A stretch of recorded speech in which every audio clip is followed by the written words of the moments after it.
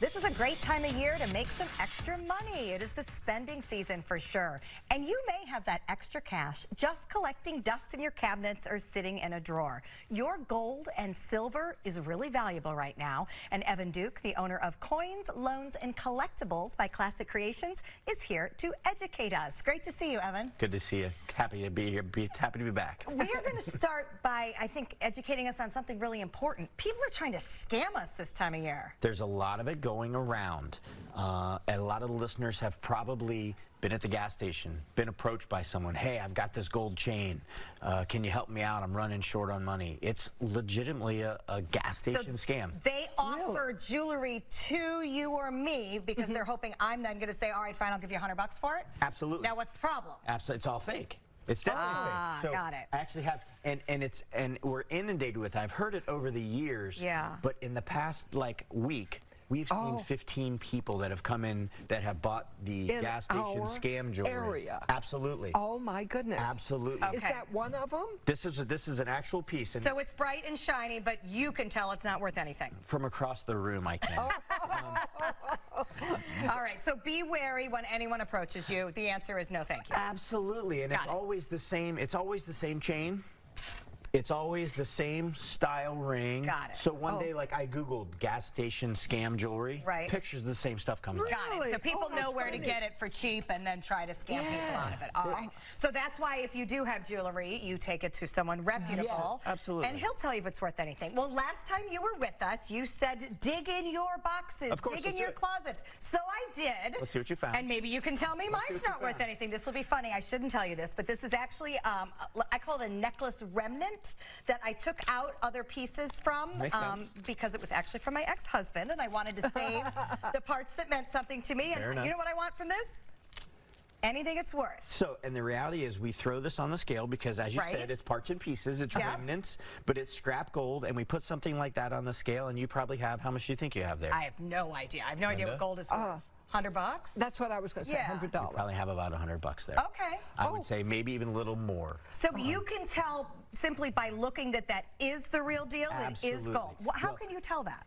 A lot of practice. Okay, fair enough. Fair enough. However, if we look on it, this is going to be marked on Okay. the end tabs. It's going to be marked on the clasp, and we can Got see it. here there's markings there. The lobster clasp is always marked here. Okay.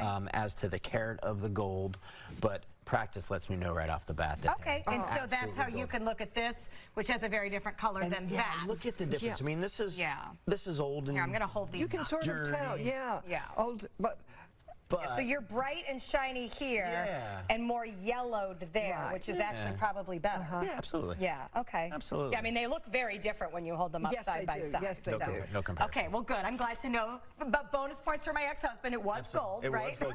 Yeah, he didn't do that to you. Now, what about things like this? I have no idea So- the quality of that. So a bracelet like this, and again, a quick glance, this is definitely gold. It's 10 karat gold, and we can tell because it's marked on the back. okay. Generally, these are marked on the back of the clasp, somewhere around the tongue of the clasp. Right. So you've got 10 karat gold, you've got baguette diamonds, you've got round diamonds. So this is one of those things that we look at and we say, hey, can we put this in our estate case and can we sell it for more than just scrap gold? Sure. And our job is, of course, then to Market it well. Okay, because I mean, I Absolutely. don't know the quality of the diamonds, but I do know that it has diamonds in it. So it's something that if we were going to sell this in our estate case as a used bracelet, we probably would sell it for $700 or $800. wow, Stephanie, very good. I know, that's good to know. So what do we pay you for it? $500 or $600. Sure, a percentage. But yeah, so you got a bunch of money there. And we all have these things. I don't even want to admit how long these have been sitting in my Okay, drawer. Everybody talk has about time. Linda went digging. This is when my husband was head coach at Georgia Tech, and that's the ring he got then. Can I hold it? Will Yeah, you be able to yeah, still can you talk see about better? it? I'm I'm going to sorry. get a good shot here. sorry. So no, go ahead and tell us what you see. And what, I mean, are class rings worth anything? So class rings most of the time, and I'm going to tell you probably 75–80% of the time, are 10 karat gold. If not, they're 14 karat gold or another base metal, regardless.